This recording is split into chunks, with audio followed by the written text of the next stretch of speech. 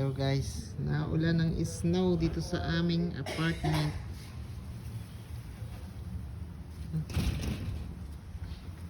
Kaya pala lumalagatik sa salamin.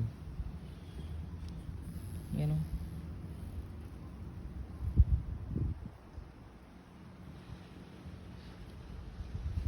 Mga kapitbahay dito, tahimik lang sa loob ng bahay, malamig.